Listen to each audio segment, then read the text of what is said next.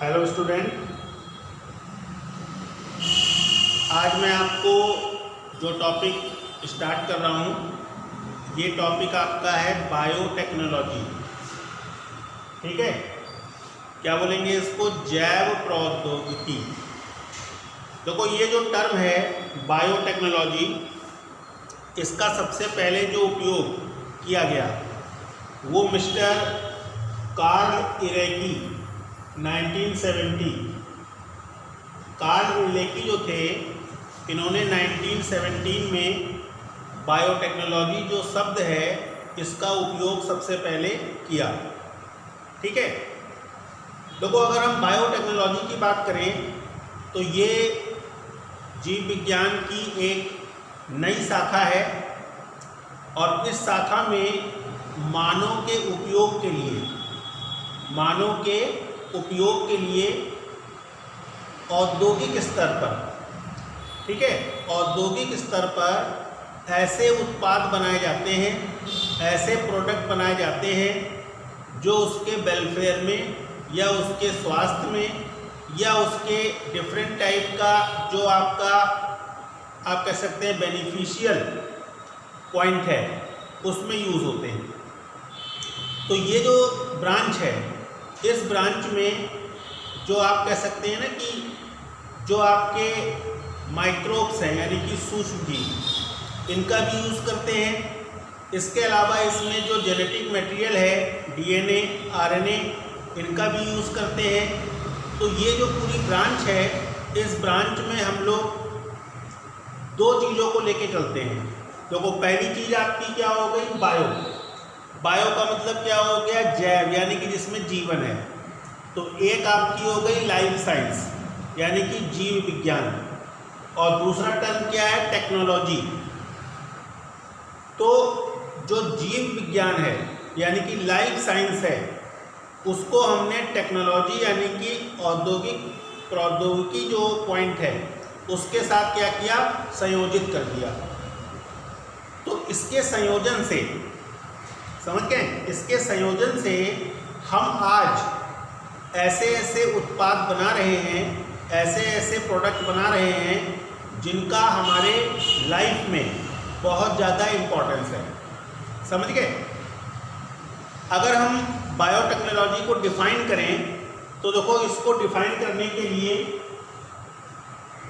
आपका ये है European Federation of Biotechnology, European Federation of Biotechnology, EFB। इसने बायोटेक्नोलॉजी को इस प्रकार से डिफाइन किया: biotechnology as the integration of natural science and organism, cell parts and molecular analogue for product and services. The integration of natural science and organism, cells, parts, ठीक, and molecular analog for किसके लिए? Product and services। मतलब ये है कि हम इस technology में, इस बायोटेक्नोलॉजी की प्रोसेस में जो जीव हैं, ठीक है, उनके जो भाग हैं, सेल्स, कोशिकाएं, डीएनए, आरएनए, हम इनका उपयोग ऐसे उत्पाद को बनाने में करते हैं जिसको हम औद्योगिक स्तर पर बनाते हैं। यानी कि औद्योगिक स्तर का यहाँ मतलब क्या है? बड़े पैमाने पे बनाते हैं। और ये जो उत्पाद हैं, ये सिर्फ बेनिफिशियल, आप कह सकते हैं, पॉइंट या बेनिफिशियल जो लाभदायक जो पहलू है उसके लिए बनाए जाते हैं। समझ गए? अब देखो, अगर हम बायोटेक्नोलॉजी की बात करें तो ये जो प्रोसेस है वो ज़्यादा पुरानी नहीं है, अभी नई शाखा है, नई ब्रांच है। अगर हम एक तरह से थोड़ा सा पीछे हिस्ट्री की तरफ जाएं तो देखो, जो मिस्र है, इजिप्ट, यहाँ पर 5000 BC, समझ रहे हैं, 5000 BC में वाइन, ब्रेड, ठीक, विनेगर आदि का उत्पादन किया जाता था। दही। तो 5000 BC पहले भी ये सब उत्पाद किए जाते थे, लेकिन उस समय चूँकि साइंस इतनी एडवांस नहीं थी, लोग इसके बारे में जानते नहीं थे, तो वो ये नहीं जानते थे कि ये जो प्रोसेस है या ये जो चीज़ें बन रही हैं उनमें बैक्टीरिया का यूज़ हो रहा है, माइक्रोब्स का यूज़ हो रहा है। और ये जो प्रोसेस है ये क्या कहलाती है? फर्मेंटेशन, यानी कि किण्वन। समझ गए? 1500 BC पहले अंगूर और जो आपके जर्मिनेटिंग सीड होते हैं, जौ, बार्ली, इन सब का उपयोग वाइन बनाने में किया जाता था। समझ गए? तो ये जो सारी चीज़ें हैं ये हमको इस बात को बताती हैं कि जो बायोटेक्नोलॉजी है ये पहले भी उपयोग की जाती थी, लेकिन तब इसकी प्रोसेस को साइंटिफिकली नहीं जानते थे। समझ गए? जो स्थानीय उनके आप कह सकते हैं मेथड्स थे, वो उस मेथड से उसको बनाते थे। वो इसको नहीं जानते थे कि इसमें बैक्टीरिया यूज़ हो रहा है, इसमें फर्मेंटेशन हो रहा है, इसमें जो जीव विज्ञान है, जो विज्ञान है, उसकी कौन सा आप कह सकते हैं प्रोसेस इसमें हेल्पफुल है। समझे? अब देखो ये जो प्रोसेस है इसको अब हम एडवांस यानी कि बहुत बेहतर तरीके से कर रहे हैं और कई प्रकार के उत्पाद भी इसमें बना रहे हैं। अब यहाँ पर अगर हम बायोटेक्नोलॉजी के प्रिंसिपल्स की बात करें तो देखो यहाँ पर अगर हम बात करते हैं प्रिंसिपल्स ऑफ बायोटेक्नोलॉजी, यानी कि जो जैव प्रौद्योगिकी है उसके सिद्धांत की, तो मैं आपको बता दूं कि जो बायोटेक्नोलॉजी है उसके बेसिक 2 प्रिंसिपल हैं, केवल 2 सिद्धांत हैं। और वो कौन कौन से हैं? देखो, पहला आपका जो है नंबर 1 ये कहलाता है जेनेटिक इंजीनियरिंग। जेनेटिक इंजीनियरिंग, ठीक है? और इसी को हम लोग दूसरे शब्दों में क्या बोलते हैं?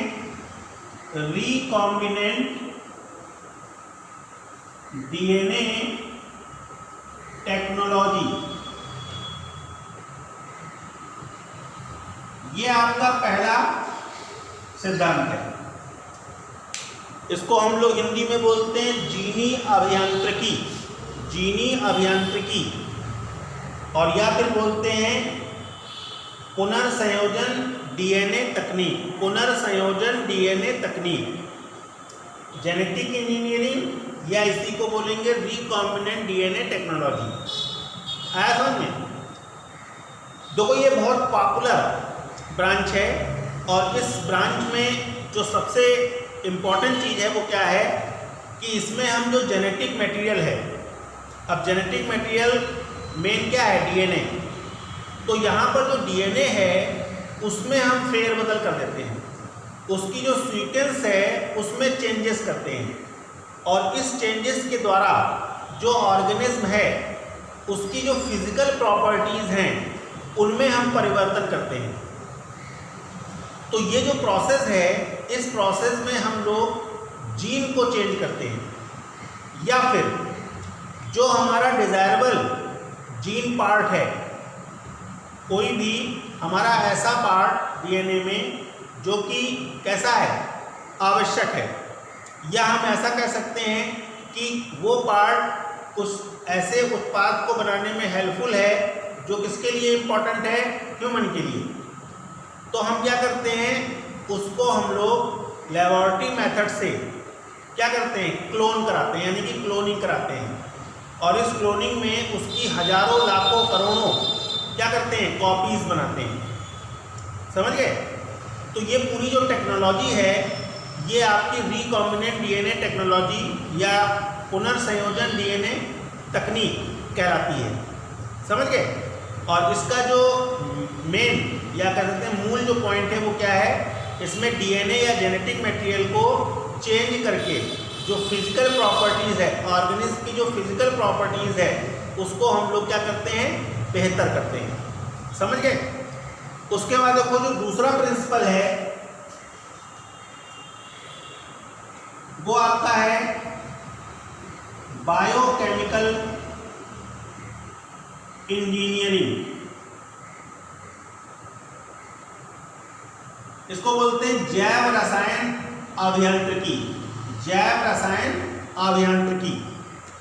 देखो जैव रसायन अभियांत्रिकी जो है इसमें हम लोग क्या करते हैं, जो माइक्रोब्स हैं जैसे बैक्टीरिया, कवक, वायरस, हम इन माइक्रोब्स को क्या करते हैं, ऐसे उत्पाद बनाने में हेल्प लेते हैं जो हमारे लिए कैसे हैं, आवश्यक या लाभदायक। अब इसमें मैं आपको एग्जाम्पल बताऊं, इसके अंतर्गत हम क्या क्या चीज़ बना सकते हैं। देखो इसमें हम लोग एंजाइम्स बना सकते हैं, hormones, vaccine,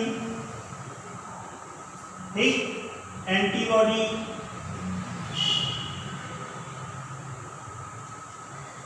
enzymes, hormones, vaccine, antibodies, ये जो चीजें हैं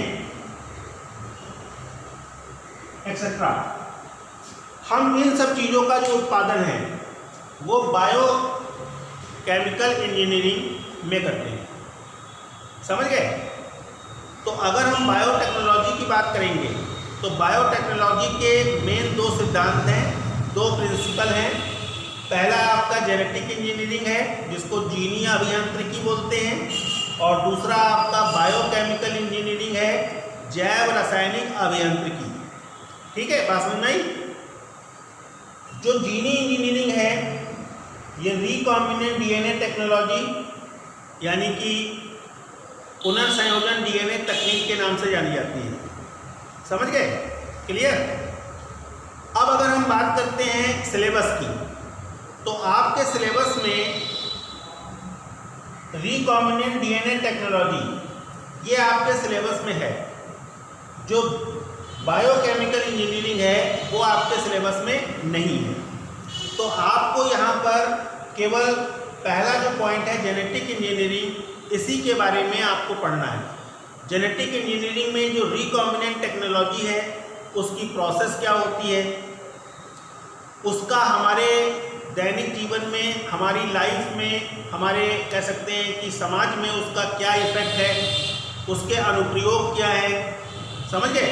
तो ये सारी चीज़ें जो हैं वो आपके सिलेबस में हैं जो आपको पढ़नी है। समझ गए। अभी तो मैं आपको सिर्फ बेसिक पॉइंट्स बता रहा हूँ मीनिंग के तौर पे, फिर मैं जब आपको इसकी प्रोसेस को डिटेल में बताऊँगा तो उसके लिए आपको मैं पूरी प्रोसेस को डिटेल समझाऊँगा। ठीक है, अभी मैं आपको सिर्फ बेसिक पॉइंट ही लेके चल रहा हूँ। तो हम यहाँ पर अगर हम जेनेटिक इंजीनियरिंग या रिकॉम्बिनेंट डीएनए टेक्नोलॉजी की बात करें तो हम उसको भी थोड़ा सा समझ लेते हैं। ठीक है, देखो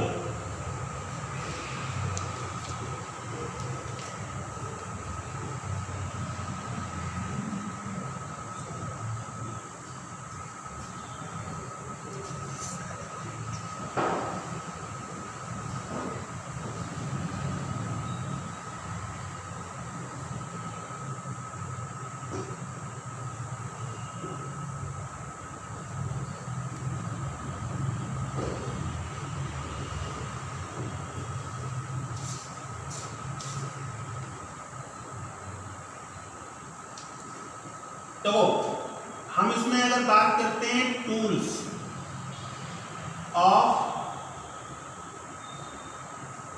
रिकॉम्बिनेंट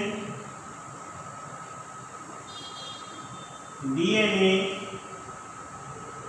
टेक्नोलॉजी,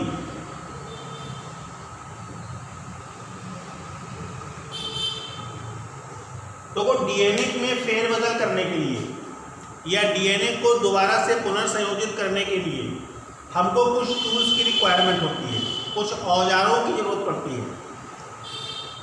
सिंपली आप ये समझ लो, जैसे मान लो एक बेंच है, ठीक है, एक बेंच है, वो 6 फीट लंबी है और 2 फीट चौड़ी है। क्लियर बात समझ में आई। अब मान लो उस बेंच में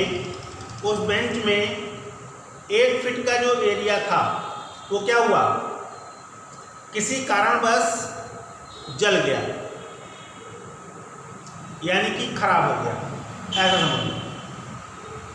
तो हम क्या करेंगे, पूरी की पूरी बेंच थोड़ी ना फेंक देंगे। हम क्या करेंगे, हम उस 1 फीट का जो एरिया है उसको पहले नापेंगे, फिर उसको कट कर देंगे, और कट करने के बाद उसी सेम लकड़ी का जो पीस है वो हम लेकर उसमें हम ऐड कर देंगे कील की सहायता से। सही है। तो वो जो बेंच है, ठीक, उसका क्या हो गया, रिकॉम्बिनेशन हो गया, पुनर्संयोजन हो गया। बस सेम कंडीशन तुम्हारी यहाँ है। यहाँ पर हम डीएनए जो है उसका जो खराब भाग है, जो आपका ऐसा भाग है जो विभिन्न प्रकार की बीमारियों को उत्पन्न करता है, ठीक, या फिर जैसे तुम लोगों ने कॉमन एग्जाम्पल में ले रहा हूँ, आप लोगों ने डायबिटीज़ सुना होगा, सुना है। और डायबिटीज़ किससे, इंसुलिन हार्मोन की वजह से क्या होता है, क्रिएट होता है। अब इंसुलिन हार्मोन को रेगुलेट करने वाले जो जीन हैं, अगर मान लो इनएक्टिव हो जाए तो ऐसी कंडीशन में क्या होगा, इंसुलिन जो है उसका सेक्रेशन बाधित होगा।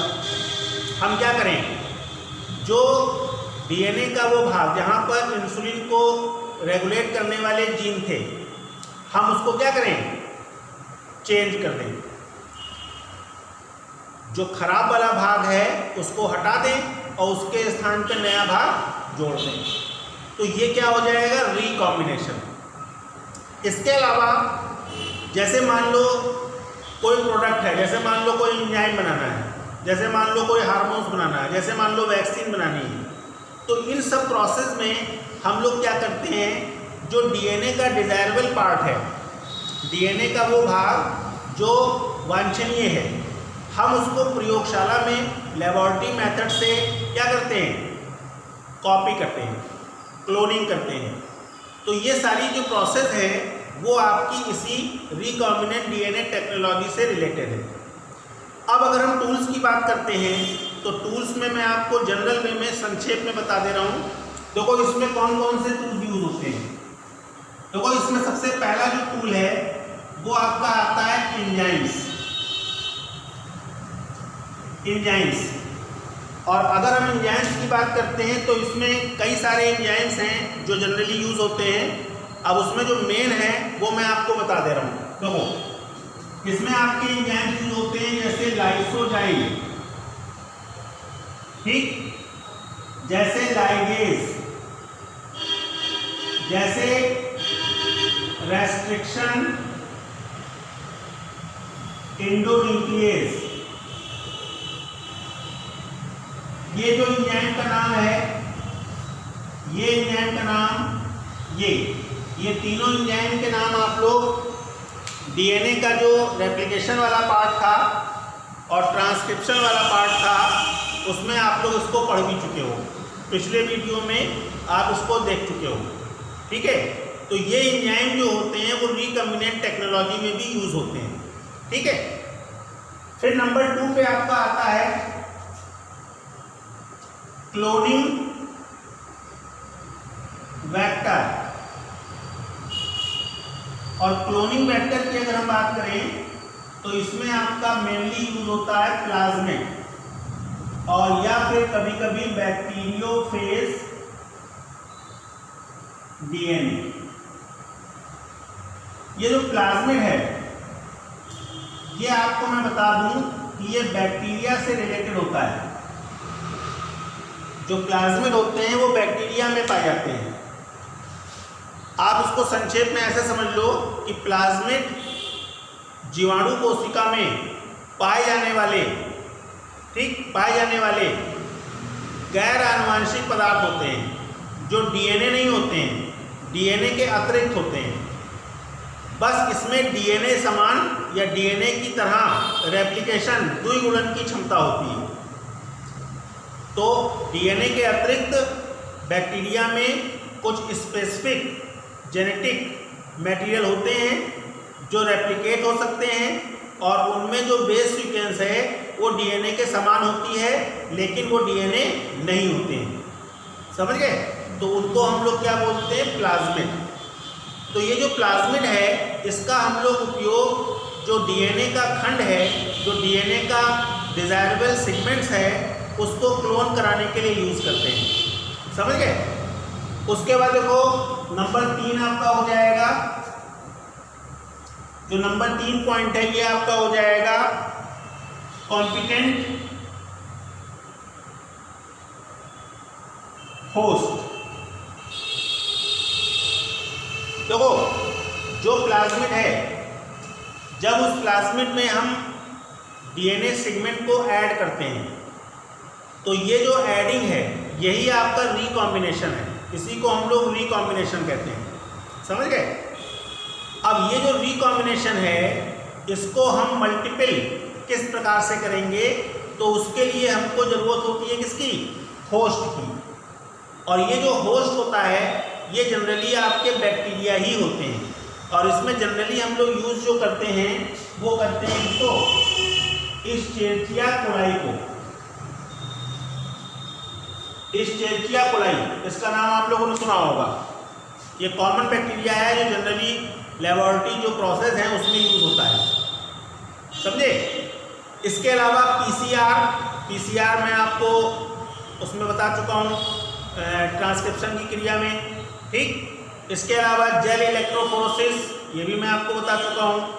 तो पीसीआर, जेल इलेक्ट्रोफोरेसिस ये भी इसमें यूज होते हैं। डीएनए फिंगरप्रिंटिंग में मैंने आपको बताया था जेल इलेक्ट्रोफोरेसिस। और जो रेस्ट्रिक्शन एंडोन्यूक्लियस है इसके बारे में भी मैंने आपको डीएनए फिंगरप्रिंटिंग में बताया था। समझ गए? तो ये जो बायोटेक्नोलॉजी आपका चैप्टर है ये आपका यूनिट 4 में पहला पॉइंट है, पहला चैप्टर है। तो मैंने आपको आज जो है वो थोड़ा सा बायोटेक्नोलॉजी क्या है, इसके सिद्धांत क्या हैं और जो रिकॉम्बिनेंट टेक्नोलॉजी है वो क्या है, उसमें हम कौन कौन से टूल्स को यूज़ करते हैं, जो बेसिक कॉन्सेप्ट हैं, बेसिक जो पॉइंट्स हैं उनको मैंने आपको आज समझाया है। ठीक है?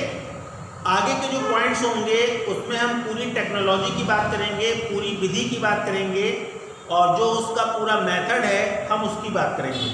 ठीक है?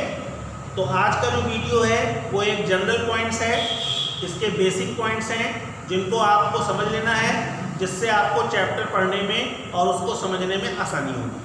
ठीक? Thank you.